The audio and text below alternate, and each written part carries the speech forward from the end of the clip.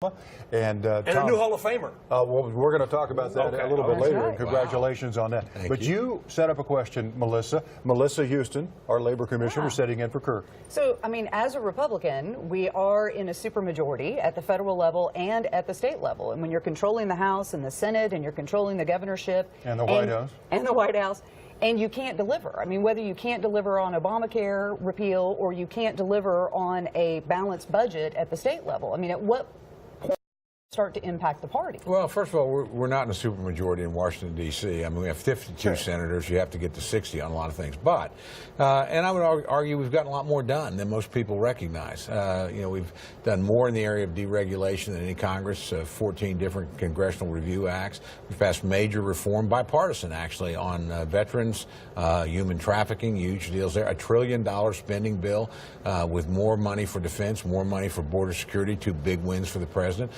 And continue to build on more money for Alzheimer's research and cancer research, where we've done really first-rate work. So the House has moved 270 different bills, actually one of the fastest paces in the last 70 years. The Senate's been a lot slower. Partly that's a function of rules, partly that's a function of Democrats being able to, you know, slow things up because you do have to reach 60. It's also a function of the Senate having to do all these, you know, nominations for a new administration, one of which I'll always like to point out.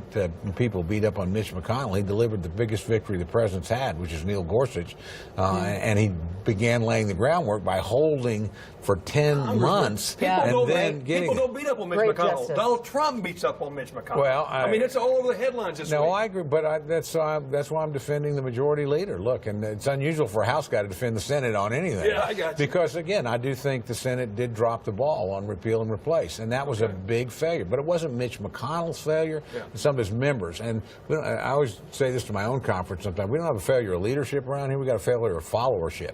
You know, occasionally you do have to, you're part of a team, and you do have to take the call and produce, particularly when you've been running on something, and realize you're not going to get 100% of what you want, but 70, 80 is pretty good.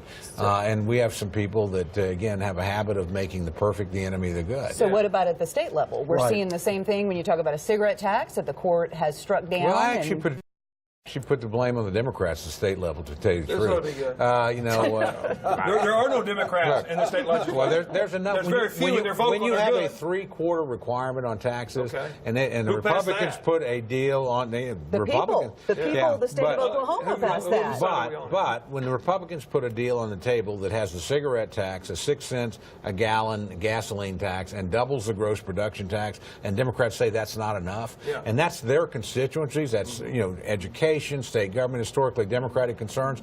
I think they left their own people high and dry. I mean, you know, when you've got that big a deal and you've only got 26 or 27 votes and you can't say yes, I think you made the mistake, and I think you probably missed a tremendous opportunity, because that won't come again. And the Democrats did it the year before by not being willing to embrace the cigarette tax. But I mean, there again, you have a majority of the majority party willing to do that, and you can't get there. You're spinning with the best of them. That's there's very few Democrats out there. You know that's true. There's enough to gum up the works. But isn't that the same thing that the Republicans did in the minority party under the Keating administration? Very effective, getting things done. No, it's a big difference when budget. you're working with the executive branch to move things forward, and that they're not working with anybody. They're just throwing sand in the gears, in my view.